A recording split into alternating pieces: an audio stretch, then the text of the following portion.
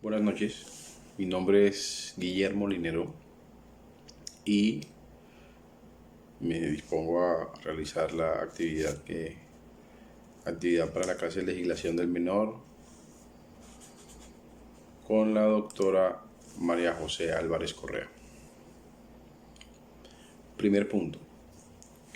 Léase la observación de la Comisión de los Derechos Humanos referentes a los derechos de los menores de edad, artículo 24 del 7 de abril de 1989, y responda: ¿qué recomendaciones realizadas por la Comisión son importantes para el sistema de responsabilidad penal para adolescencia? Bueno, el artículo 24 del Pacto Internacional de los Derechos Civiles y Políticos, el cual reconoce el derecho de todo niño sin discriminación alguna a las medidas de protección que su condición de menor requiere, tanto por parte de su familia como la sociedad y el Estado, este último jugando un papel de garante. La aplicación de esta disposición entraña, por consiguiente, la adopción de medidas de disfrute de los derechos provistos en el pacto, de manera que garantice a los niños y adolescentes el disfrute de sus derechos a recibir protección especial. Esta parte que dice a recibir protección especial la vamos a desarrollar más adelante como un principio. En este orden de ideas, las recomendaciones más importantes realizadas por la Comisión que yo puedo destacar es que no puede imponerse la pena de muerte por delitos cometidos por menores de 18 años. Y asimismo, si se les priva legalmente de su libertad, los menores detenidos estarán separados de los adultos y tendrán derecho a ser llevados ante los tribunales de justicia con la mayor celeridad para su enjuiciamiento. A su vez, los jóvenes delincuentes condenados estarán sometidos a un régimen penitenciario distinto del de los adultos y adecuado a su edad y condición jurídica con el fin de favorecer su reforma y adaptación social. Segundo punto. Léase la observación general del número 10 del Comité de los Derechos del Niño referentes a los derechos de los menores de edad en la justicia juvenil del 25 de abril del 2007 y responda: ¿qué recomendaciones realizadas son importantes para el sistema de responsabilidad penal para adolescentes? Bueno, las recomendaciones realizadas en la observación general número 10 del Comité de los Derechos del Niño en cuanto a la justicia juvenil son: la no discriminación. Los Estados partes deben adoptar todas las medidas necesarias para garantizar la igualdad de tratos de los niños que tengan conflictos con la justicia. Es decir, que debe prestarse atención especial a la discriminación y a las disparidades existentes de hecho, que pueden deberse a la falta de una política coherente y afectar los grupos vulnerables de niños, en particular los niños de la calle, los pertenecientes a las minorías raciales, étnicas, religiosas, lingüísticas, los niños indígenas, las niñas, los niños con discapacidad y los niños que tienen constantes problemas con la justicia, reincidentes, y además impartiendo formación a todo el personal profesional de la Administración de Justicia de niños y niñas adolescentes, y por la otra establecer normas, reglamentos o protocolos para garantizar la igualdad de los tratos de los niños, niñas y adolescentes en conflicto con la ley y propiciar el desagravio de reparación e indemnización.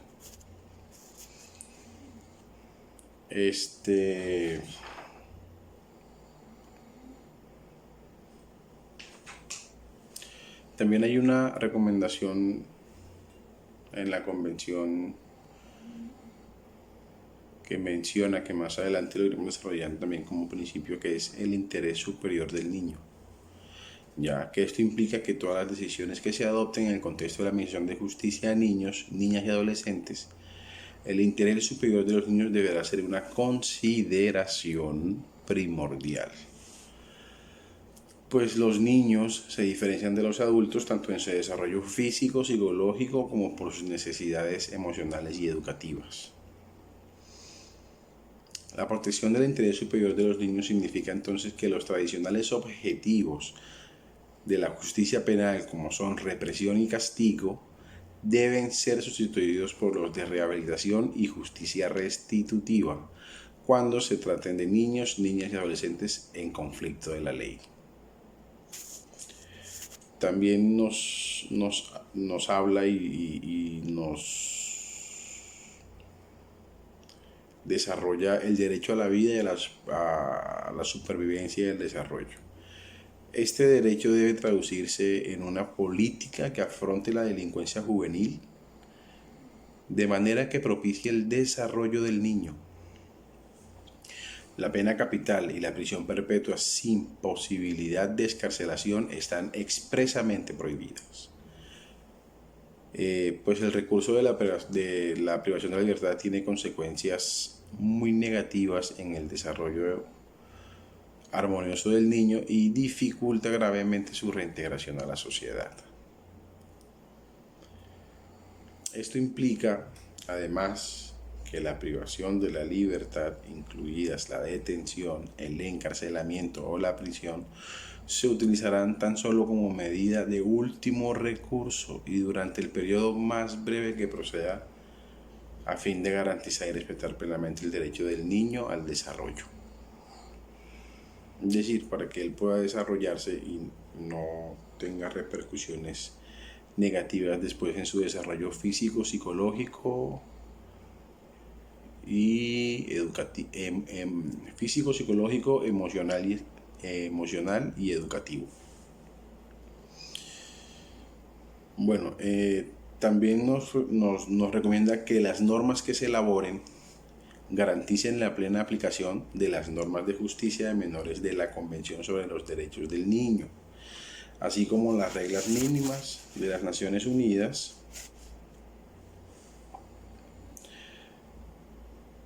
para la Administración de Justicia de Menores, reglas de Beijing, y las directrices de las Naciones Unidas para la prevención de la delincuencia juvenil.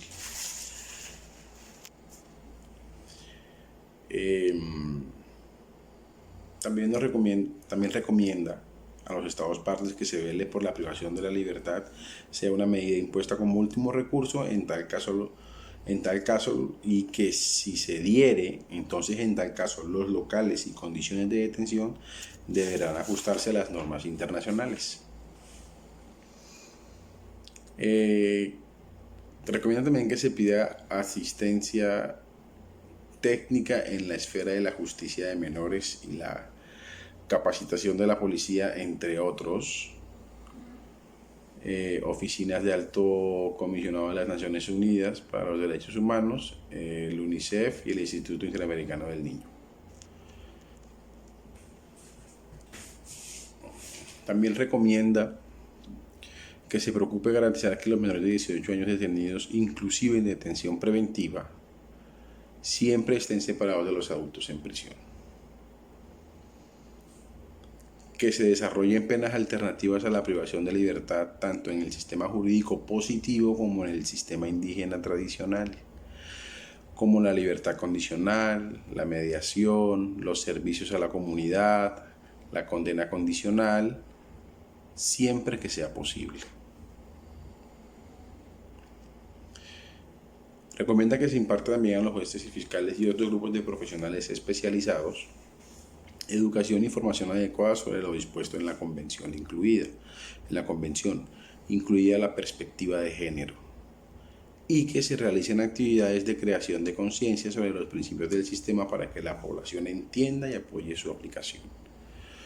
Recomienda que se eleve la edad mínima de responsabilidad penal hasta un nivel internacional aceptable. Recomienda que se protejan los derechos de los menores de 18 años privados de la libertad y mejore sus condiciones de detención y prisión, sobre todo estableciendo instituciones especiales para ellos en condiciones apropiadas a su edad y sus necesidades, y además asegurando el acceso a los servicios sociales como la salud, la educación y en todos los centros de detención del Estado parte. También recomienda que se haga todo lo posible por instituir un programa de recuperación y rehabilitación social de los menores después de las actuaciones judiciales. Que los niños privados de la libertad tengan acceso a la educación incluso cuando se encuentren en prisión preventiva. Que se promulgue la legislación que prohíba explícitamente los castigos corporales como sentencia posible en el sistema judicial. Y que se prohíba revelar la identidad de los niños que enfrentan cargos penales, el proceso a través de los medios de comunicación, ya que constituye una violación de los derechos a la persona. Punto 3. ¿Qué implicaciones tiene el principio del interés superior como regla de interpretación y cómo puede utilizarse en las decisiones judiciales? Bueno, el interés superior del niño implica que en todas las decisiones que se adopten en el contexto de la administración de justicia a niños, niñas y adolescentes, el interés superior de los niños deberá ser una consideración primordial, pues los niños, a diferencia de los adultos, tanto en su desarrollo físico y psicológico, como por sus necesidades emocionales y educativas, se diferencian de los adultos en su desarrollo físico, psicológico, como en sus necesidades emocionales y educativas.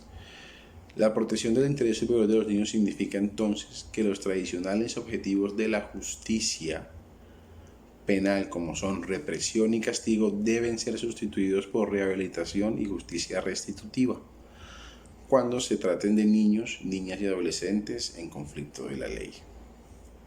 Los criterios relevantes para el caso que la jurisprudencia, para el caso, ¿no?, de poder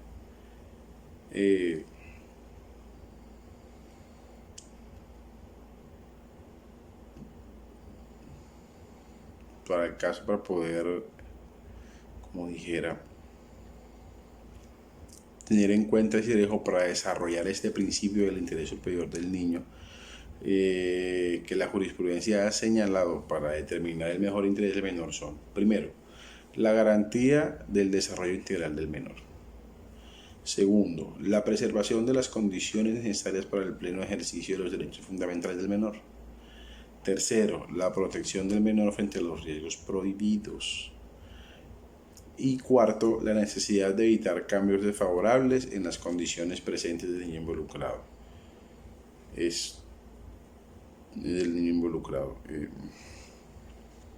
Punto número 4. En caso de confrontarse dos o más principios derivados de los instrumentos internacionales referentes a la responsabilidad penal de los adolescentes en un caso en concreto, ¿cómo se resuelve esta situación y qué principio primaría y por qué? Bueno, en caso de confrontarse dos principios derivados de los instrumentos internacionales referentes, debe primar la atención al interés superior del niño, aquel que sea con el cual se le otorgue un trato preferente, acorde con su caracterización jurídica, en tanto sujeto de especial protección, de forma tal que se garantice su desarrollo integral armónico como miembro de la sociedad.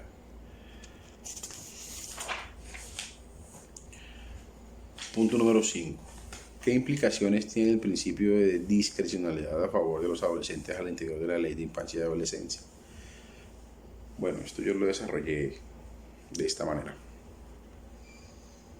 La discrecionalidad a favor de los adolescentes implica que quien dirima un conflicto debe separarse de este concepto, pues en atención al interés superior del niño o adolescente debe preferirse aquella norma, concepto o principio que otorgue un trato preferente acorde con su caracterización jurídica en tanto que son sujetos de especial protección. Esto quiere decir que el juez debe antes que tener en cuenta la discrecionalidad, debe ante todo tener en cuenta el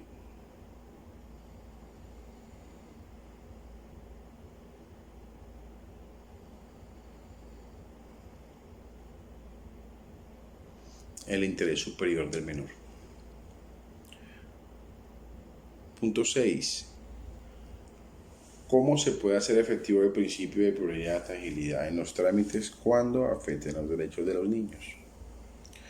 Bueno, se le debe garantizar al menor un pronto acceso a la asistencia jurídica y otra asistencia adecuada, así como el derecho a impugnar la legalidad de la privación de su libertad ante un tribunal u otra autoridad competente, independiente e imparcial, y una pronta decisión sobre dicha acción.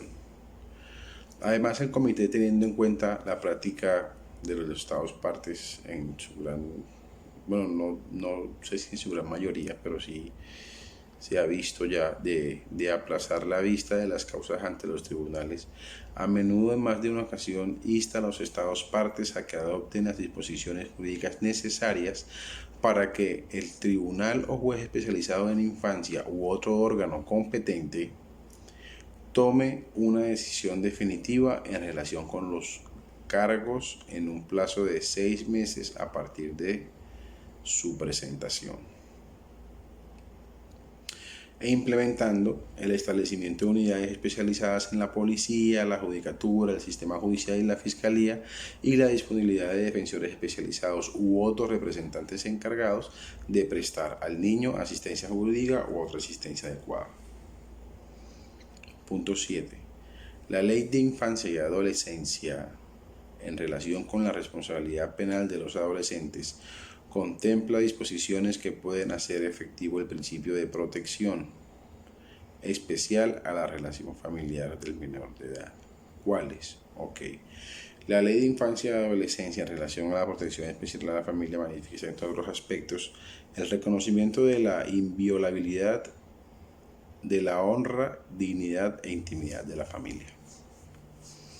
En el imperativo de fundar relaciones familiares en la igualdad de derechos y obligaciones de la pareja y en respeto entre todos sus integrantes.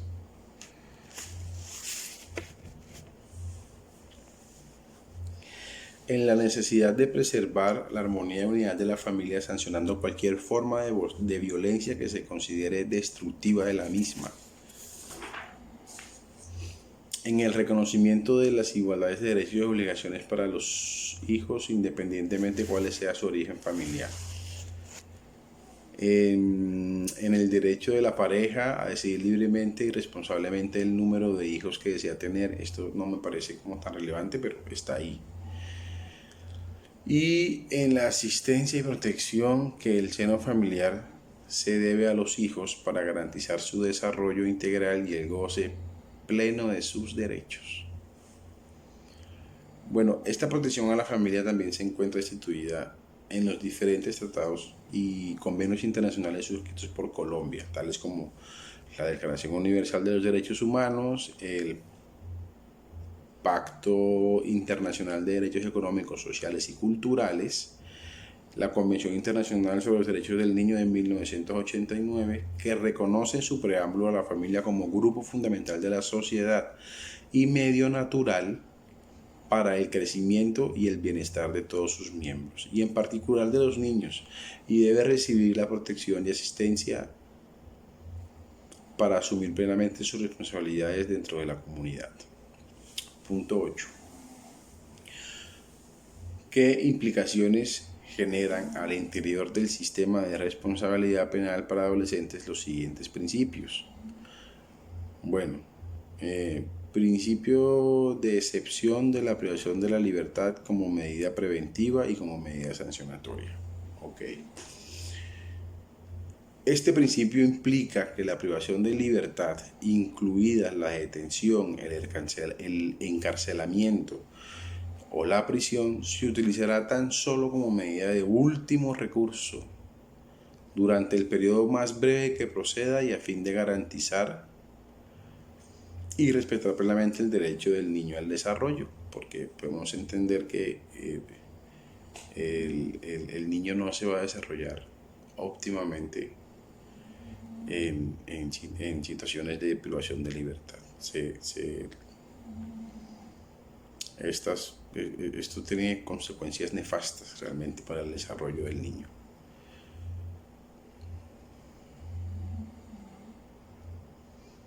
Bueno,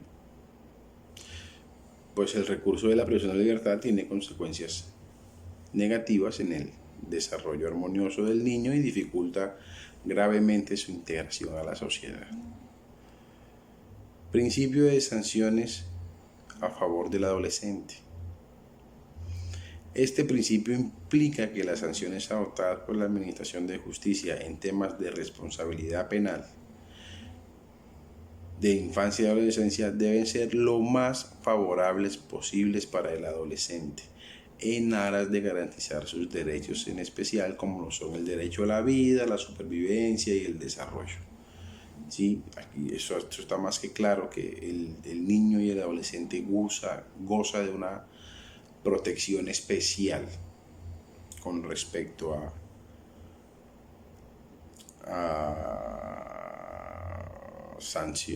con respecto a temas sancionatorios. Dice, principio del adecuado tratamiento penitenciario. Bueno, este principio implica que, primero, no se privará a un niño de la libertad en una prisión u otro centro de adultos.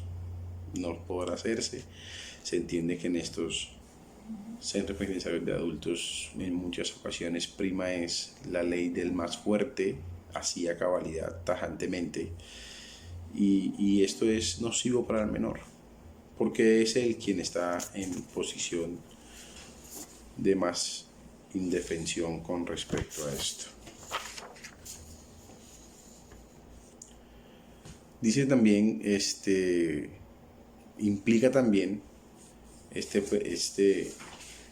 principio de el adecuado tratamiento penitenciario, que deberán quedarse centros separados para los niños, niñas y adolescentes privados de la libertad, dotados de personal especializado y en los que se apliquen políticas y prácticas especiales en favor de los niños y niñas y adolescentes.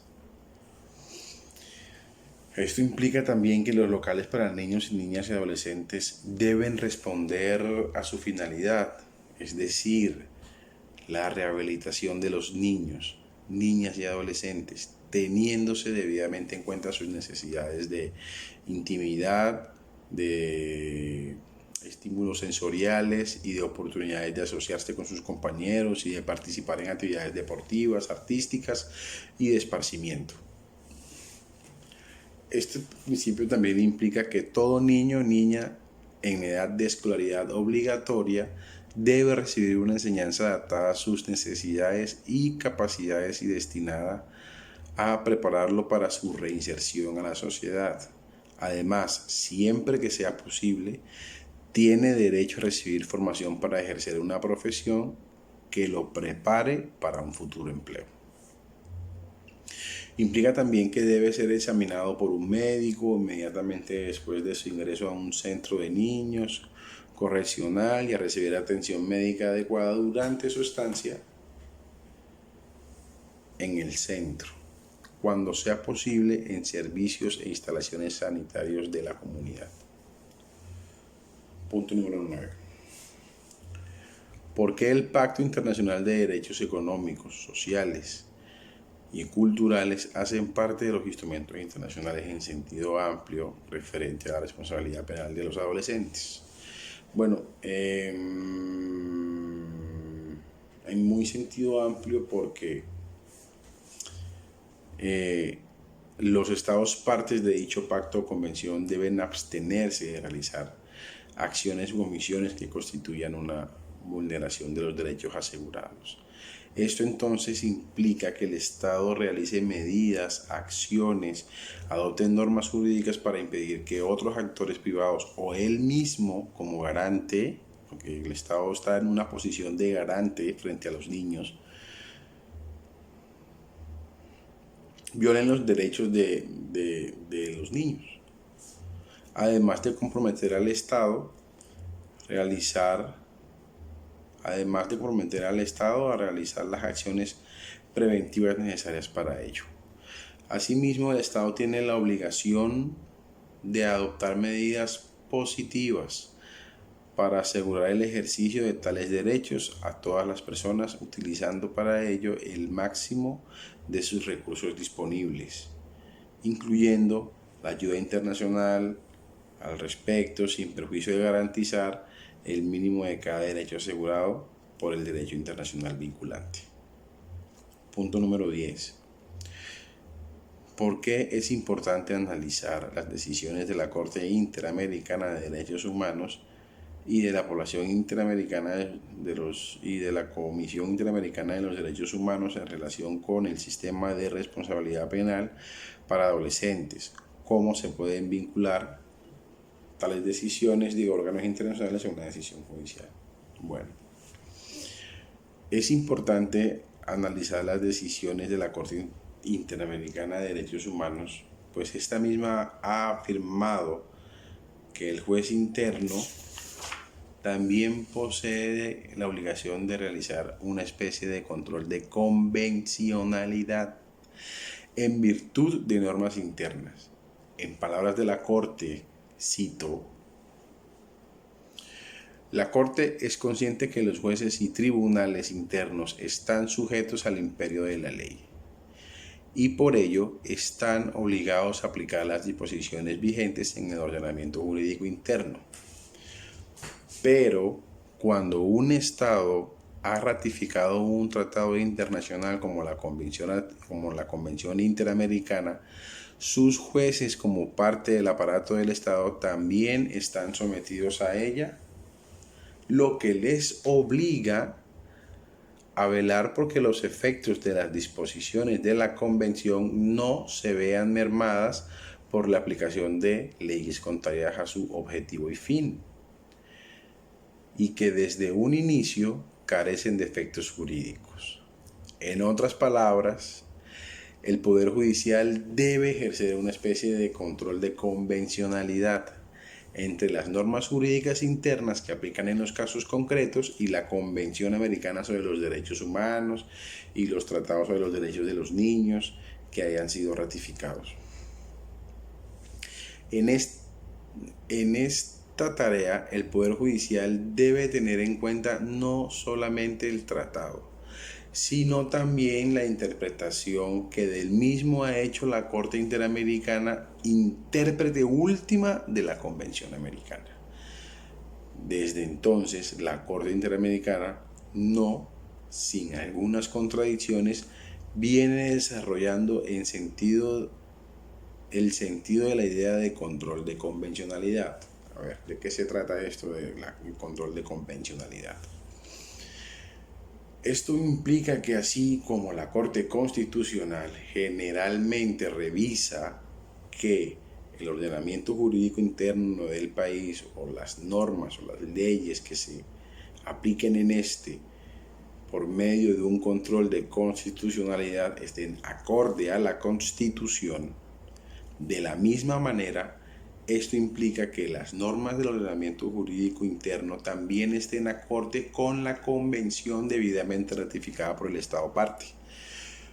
Esto atendiendo también a un tema del bloque de constitucionalidad que todos sabemos que está conformado por la Constitución y los tratados internacionales debidamente ratificados por el Estado colombiano en esto, pues, para el caso, que en ocasiones, o sea, que les da rango constitucional y en ocasiones, no pocas, pero tampoco tantas, le da un rango supraconstitucional. Ya.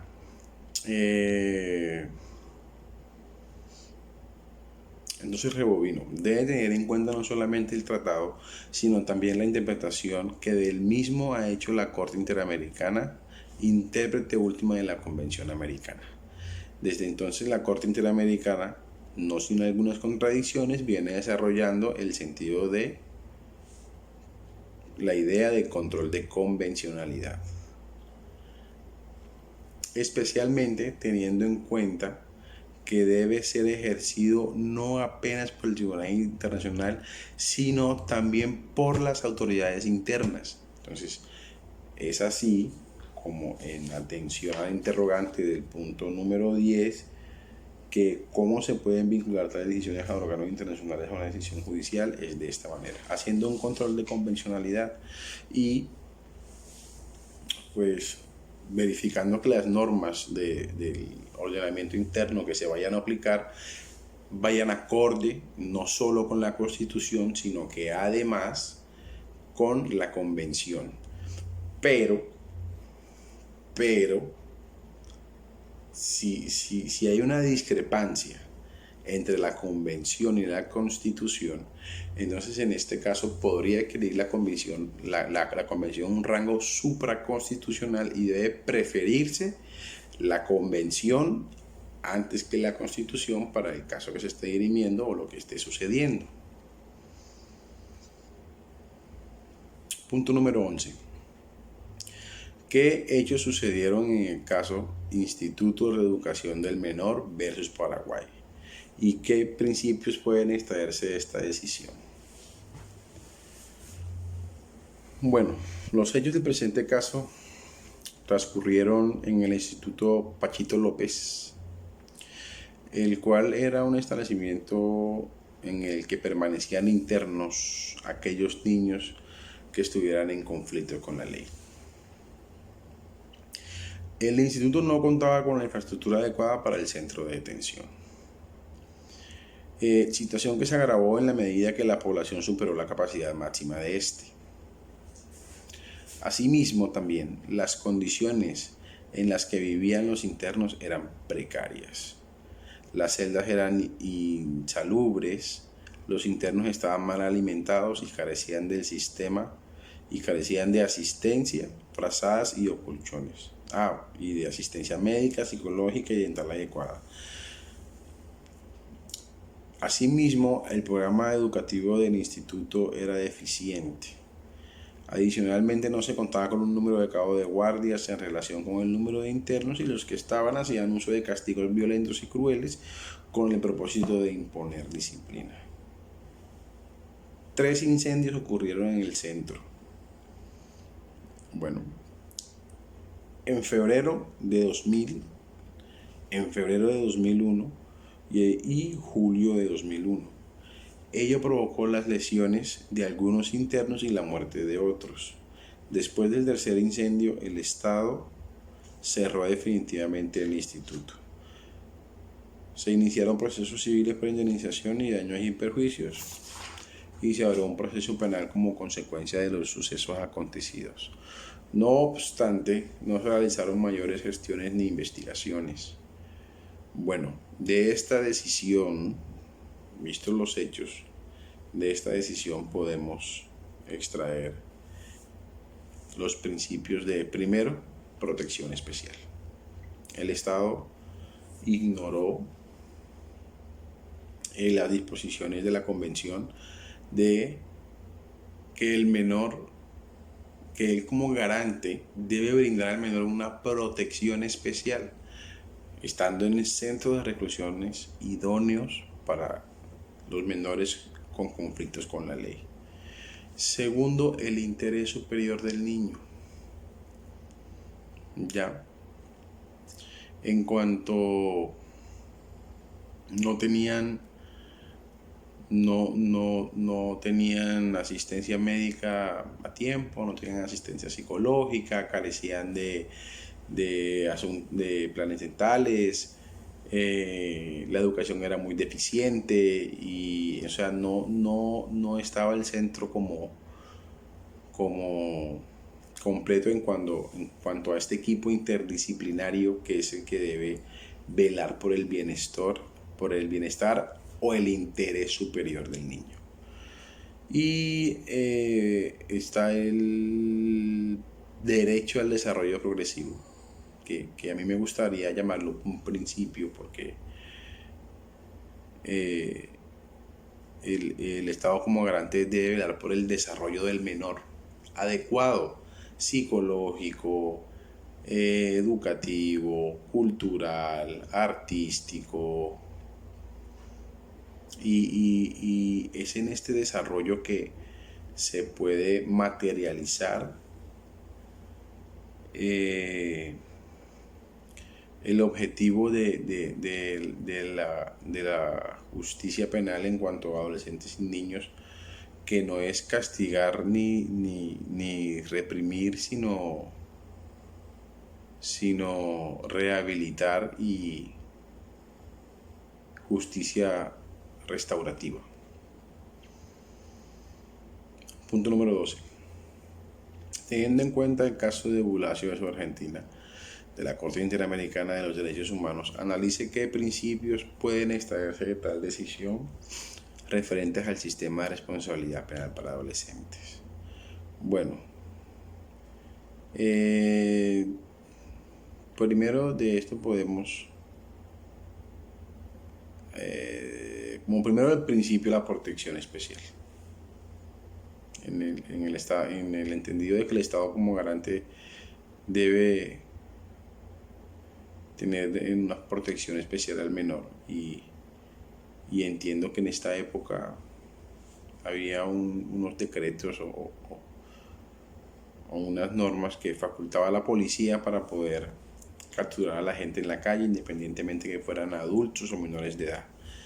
Ya el interés superior del niño, porque ¿qué interés superior puede haber en llevarse un niño y no informar a sus familiares que está recluido, que está en esto, que lo cogieron en esto, en lo que haya sido? No puede haber, ahí no hubo operación del interés superior. El interés superior es comunicarle a su familia que el menor está en esta situación, en estas condiciones, y en eso no sé qué. Y el principio de legalidad, porque entiendo que también en esa época la policía estaba facultada para hacer lo que quisiera con la gente, en especial con los niños, sin presentarlos hasta un juez de garantías y todas estas instancias legales que aseguran un debido proceso. Punto 13. ¿Cuál es el objetivo principal de las reglas mínimas de las Naciones Unidas sobre las medidas no privativas de la libertad en relación con el sistema de responsabilidad penal de los menores de edad? Bueno, el objetivo principal de las reglas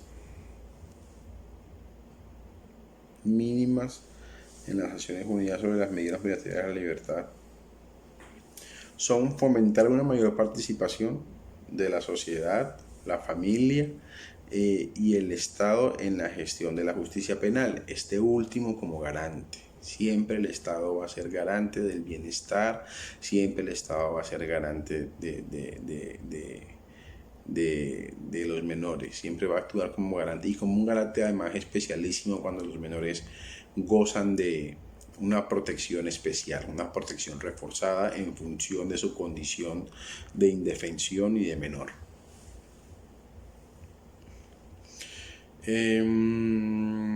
Especialmente, bueno, dice fomentar una mayor participación de la sociedad, de la familia y el Estado en la gestión de la justicia penal, especialmente en lo que respecta al tratamiento del adolescente, así como fomentar entre los niños, niñas y adolescentes el sentido de su responsabilidad hacia la sociedad. En el marco de una medida no privativa de la libertad determinada,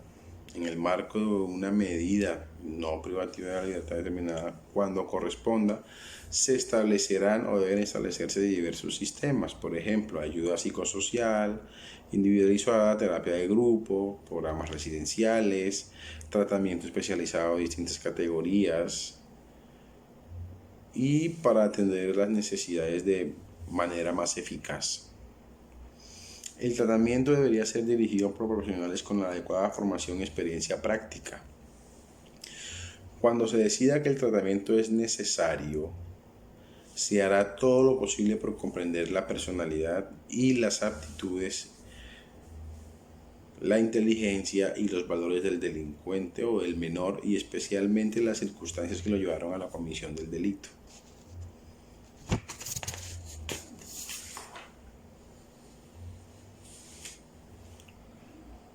Bueno, punto número 14 es la resolución del caso, el cual habla de un niño de 17 años que está en problemas con la ley, en conflicto con la ley por homicidio agravado, pero la Administración de Justicia ha venido dilatando la práctica de pruebas, y esto ha causado que el niño esté privado, que el menor esté privado de la libertad sin decisión o sin definir su situación judicial. Bueno, en resolución a este caso, yo, ¿cómo se dice? Yo invocaría el principio de la protección integral. El reconocimiento que reconociéndolo como sujeto de derecho, la garantía del cumplimiento de los mismos y la prevención de su amenaza y vulneración de la seguridad en su restablecimiento inmediato del desarrollo, en principio del interés superior, porque es que mientras el menor esté privado de la libertad y no se le defina prontamente su situación judicial, él va a estar siempre en un estado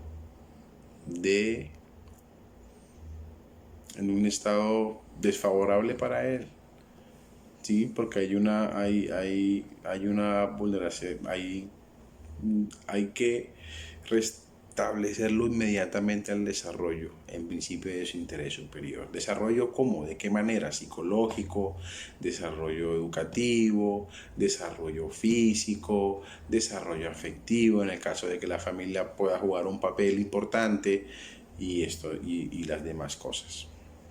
Invocaría también el interés superior de los niños, las niñas y los adolescentes, en el imperativo que obliga a todas las personas a garantizar la satisfacción integral y simultánea de todos los derechos humanos, que son universales, prevalentes, independientes.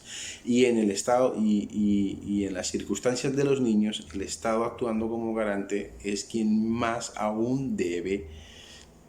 Yo, como representante de justicia, como administrador de justicia y funcionario estatal, yo hago la función de garante.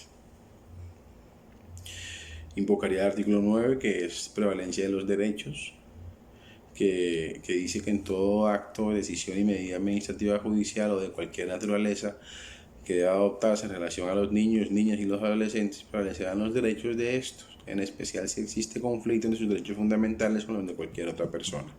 En el caso de conflicto de dos o más disposiciones legales, administrativas y disciplinarias, se aplicará la norma más favorable al interés superior del niño. Y la norma más favorable al interés superior del niño es resolver o prontamente su situación judicial, o ponerlo en libertad, o ponerlo en custodia, o ponerlo en domiciliaria, para que la familia pueda jugar un papel importante en la reinserción y el desarrollo y la educación del niño, o ponerlo pero la verdad es resolverle su situación judicial lo más pronto.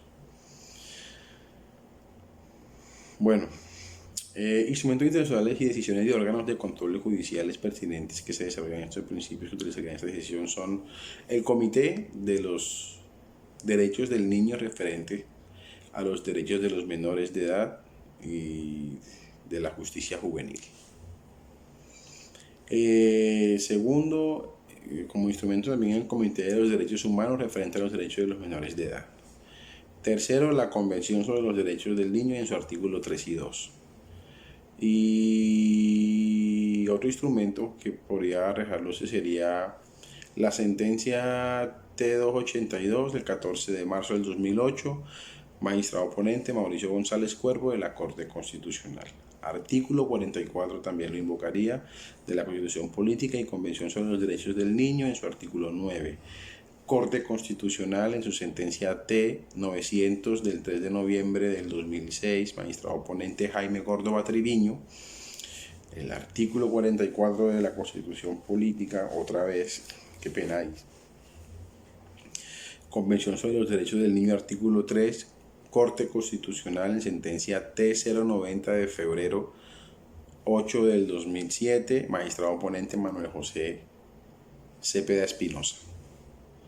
En cuanto a los instrumentos y demás fuentes, las vincularía en la decisión como fuente de derechos. En cuanto a los tratados internacionales ratificados por Colombia como Estado parte y a su vez la jurisprudencia como fuente de los conceptos que desarrollarían los principios antes de los mencionados. Y pues traería a colación también fallos de jurisprudencia de la Corte Interamericana en función de control de convencionalidad. La decisión que yo tomaría en este caso sería amparar el principio de la protección integral del menor en cuanto a que el menor se encuentra en un estado de prohibición de libertad injustamente por parte del Estado, quien en asuntos de derechos de los niños y adolescentes es garante de su libre desarrollo y de sus derechos económicos, sociales y culturales. Amparar el principio de interés superior, pues su condición de prohibición de libertad lacera enormemente los principios de restitución y realización de la sociedad del menor en mención. Y ampararía el derecho de la prevalencia de los derechos del niño, que predica que todo acto, decisión o medida administrativa, judicial y de cualquier naturaleza que deba adoptarse en relación con los niños y las niñas y los adolescentes prevalecerían los derechos de estos, en especial si existe conflicto entre sus derechos fundamentales con los de cualquier persona. Entonces, a mí me parece que sería buscar otra medida que no sea la privatividad de la libertad mientras se le define su situación judicial.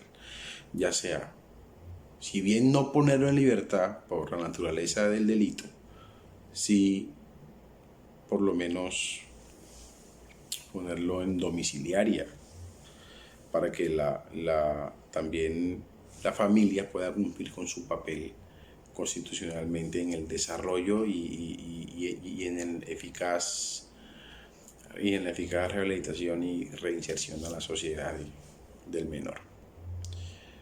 Muchas gracias.